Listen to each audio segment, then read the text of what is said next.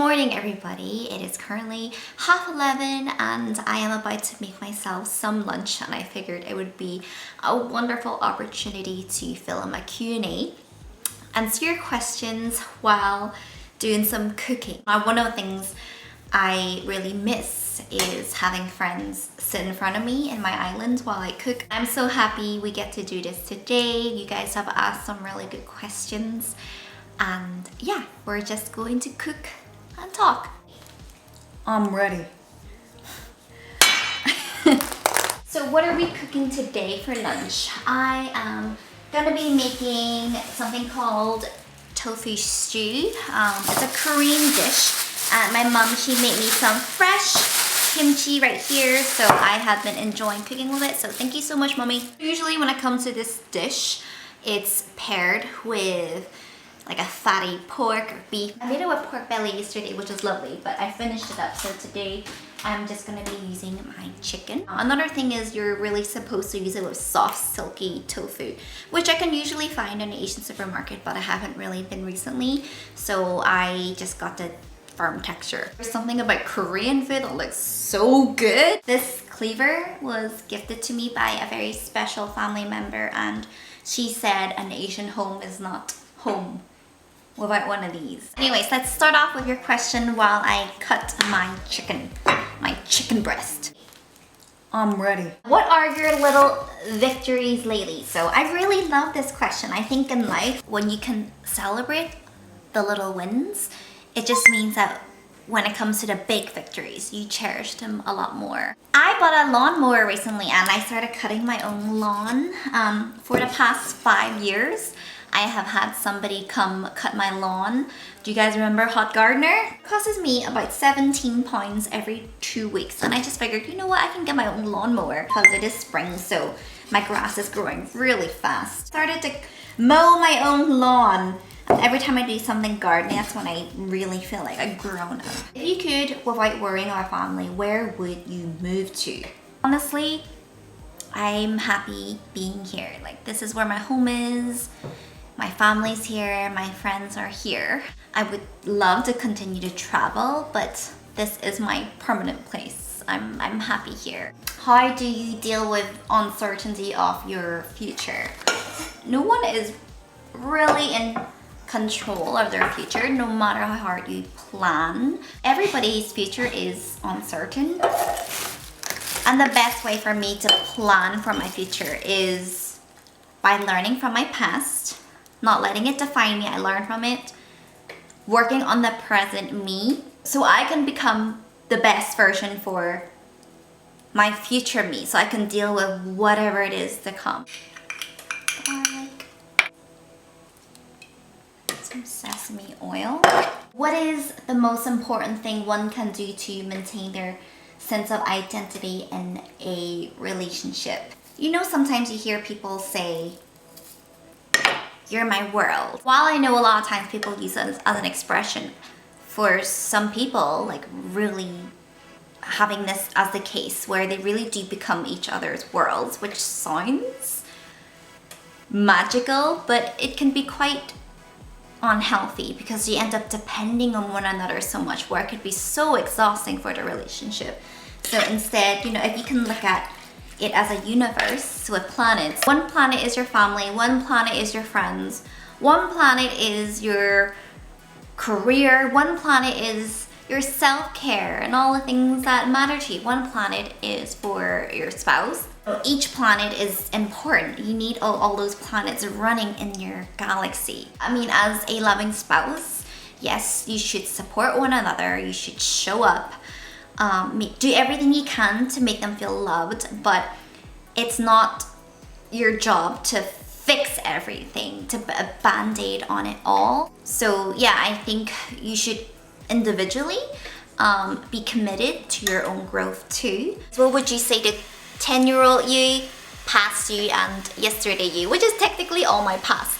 But I guess what I would say to 10-year-old me is, your softness has never been your weakness. It's actually been your strength. Although it's hard to deal with, but it is really your superpower. So you should harness it because it's going to do all sorts of amazing things.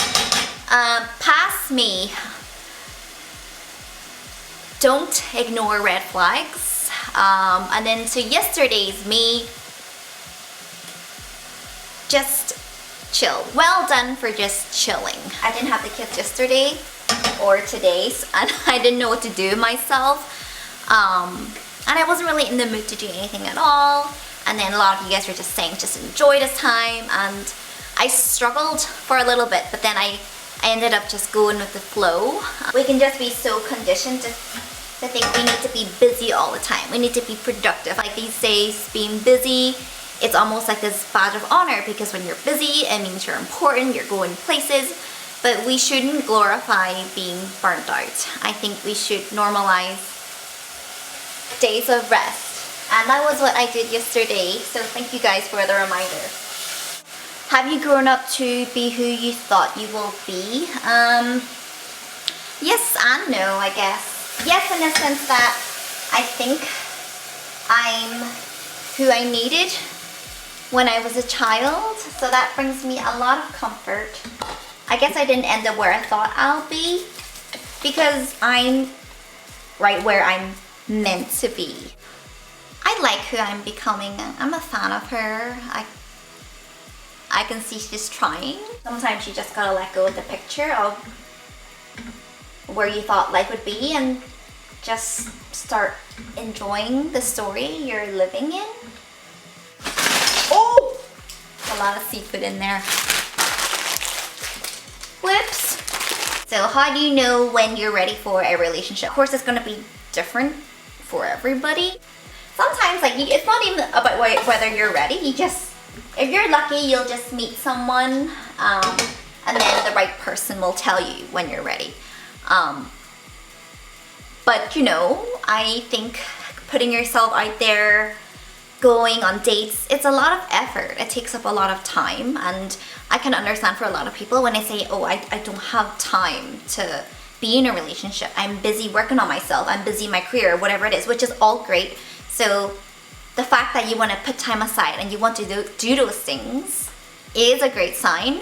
You know you're ready when you know what you want in a relationship. You know what you want for yourself. I used to think you need to love yourself before someone loves you, and I think it's very important that we work on ourselves. But even if you can't give that love to yourself, I think you are still deserving of love. So I don't believe that you need to have all your issues completely sorted out before you're in a relationship.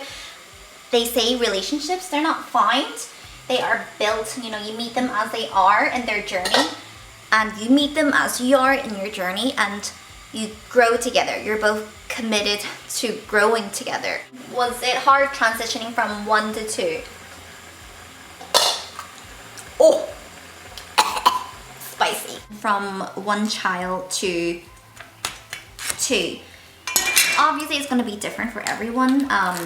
It depends on your circumstance, if you get much help, the age gap difference. But for myself, hang on, it wasn't so bad. Isaac and Ayla, their age gap is just under 3 years. And it also helps because Isaac was just such an easy child to care for. He was a great big brother, he still is, and she's a great little sister.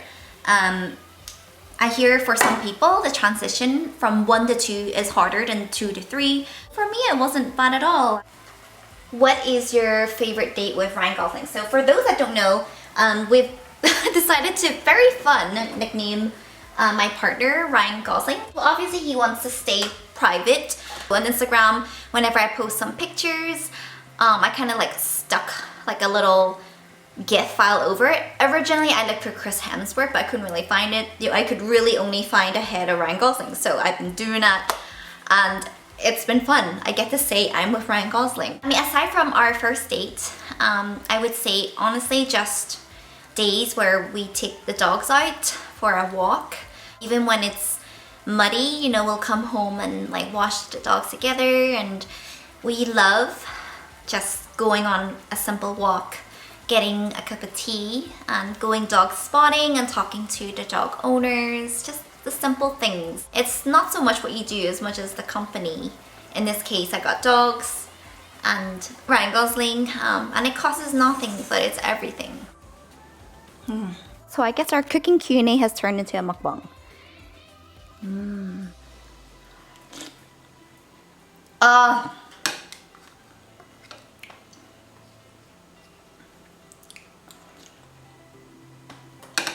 So good. How do you know if someone is right for you?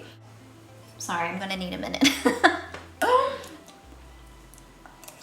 Do they show up for you and pay attention to what you need?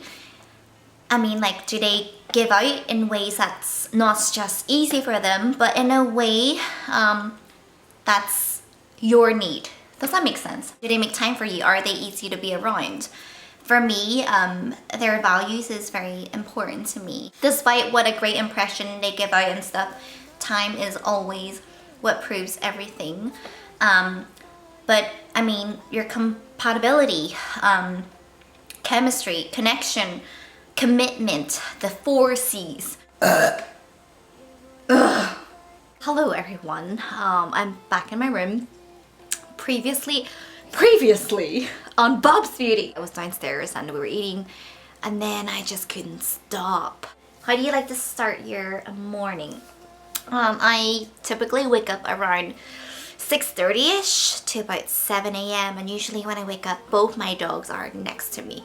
So this is a time where I'll give them like belly scooches and I'll do it for about 20-25 minutes. Sometimes I just hold like this and pat the bum.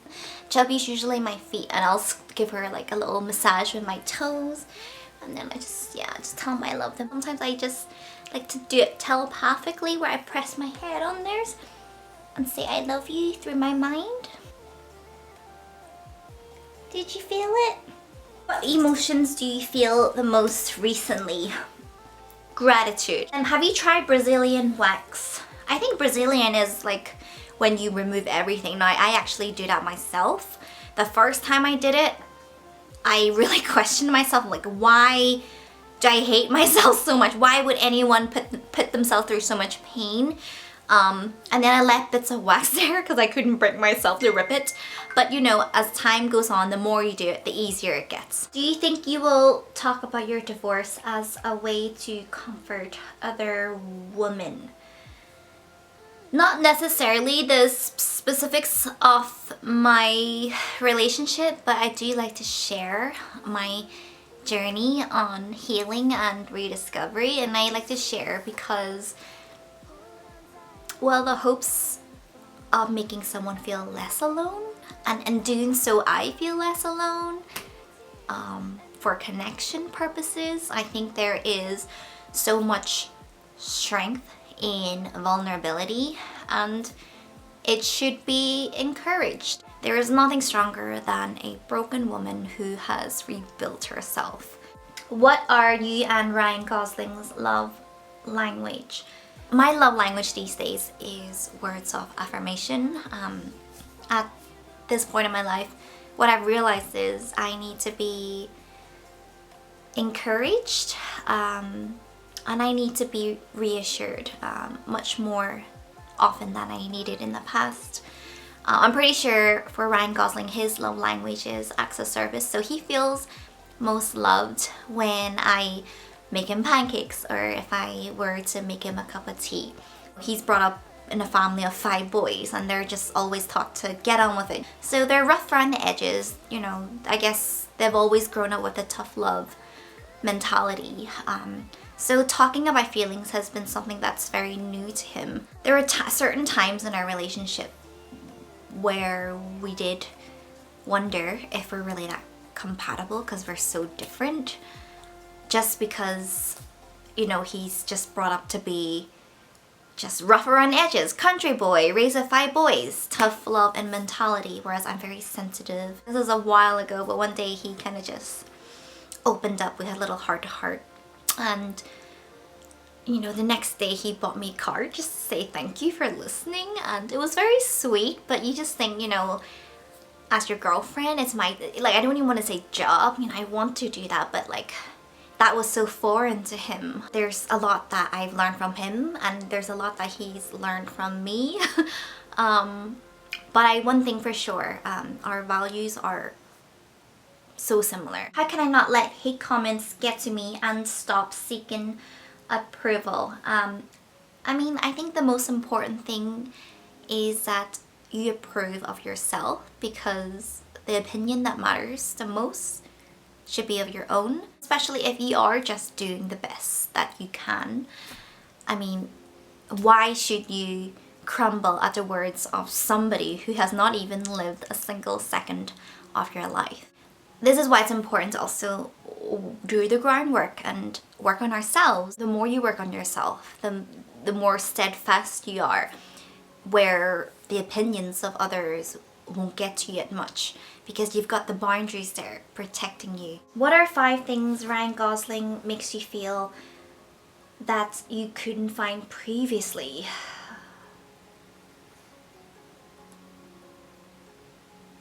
I mean, at the top of my head, he really does make me feel beautiful. Like, he makes me feel like I'm the only person in the room. I feel very safe with him. Like, I could completely trust him. Like, the only thing he's into is cars and dogs and trees. So if you go through his feed, like, literally all you see is just dogs. Last but not least, how do you deal with toxic family members who you love?